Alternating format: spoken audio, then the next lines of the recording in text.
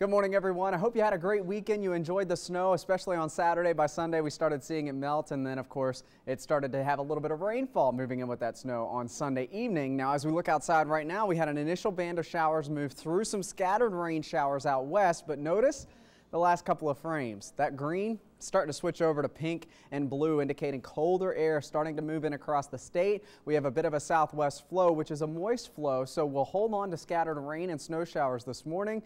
But as the lake effect machine starts up this afternoon, we'll start to see some scattered snow showers. Plus, we have an area of low pressure moving across the northern part of the state. So out ahead of this system, we have seen an incredible temperature jump. My goodness, we're nearly 40 degrees warmer right now in Mount Pleasant and Saginaw compared to 24 hours ago from this morning. 25 degrees warmer in Flint, nearly that in Harbor Beach. We were down very close to zero in many spots yesterday, and this morning many spots are actually into the 40s. It was 45 earlier this morning in Flint, now at 43. Owasso at 44. Mount Pleasant, we had a foot of snow on Friday. We are looking at 40 right now for a temperature this morning. 41 in Bay City and Saginaw, 39 in Tawas, and 39 in Bad Axe. These temperatures are setting highs already for us this morning because as the radar showed, that cold air moving in will quickly drop temperatures back into the mid-30s for our afternoon highs, and then we'll see these temperatures dropping into the 20s as we go into the overnight tonight. Watch out for some slick spots this morning. Even though all of us are above freezing, the ground's been frozen for weeks now, so the rain that fell is actually creating some icy patches here and there. We've seen many schools closed, and you can get those school closings on our website at mynbcnews.com. Here's a look at the wind advisories. I want to talk briefly about this as well. All the counties highlighted in the light brown, which is for the majority of the area, excluding us in our northern communities. We will see winds possibly as high as 50 miles per hour later today as we have a very unstable air mass moving in with the warmth and the cold. You put the two together, some of that breezy wind aloft will start to be brought down to the surface, what we call mixing between the warmth and the cold aloft. So what we'll see is these temperatures getting dropped because of these winds coming in out of the west, but the winds will actually pick up, making the wind chill feel like it's in the teens as we go throughout your day today. So here's a look at the sustained winds, all of us anywhere from 15 to 20 miles per hour. Notice south winds out ahead of the front, but behind the front we have a southwest wind that'll shift a little more out of the west as we go into the afternoon.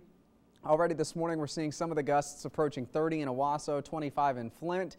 But again, later today, after we'll say 10, 11 o'clock this morning and into the afternoon and evening, we could see those winds gusting to 45, even 50 miles per hour, which could create some sporadic power outages across the area as we go into the afternoon. So I want to give you a heads up on that. Here's this low, spiraling low pressure across northern Wisconsin getting into the UP. It'll basically track right along the UP in the northern lower peninsula.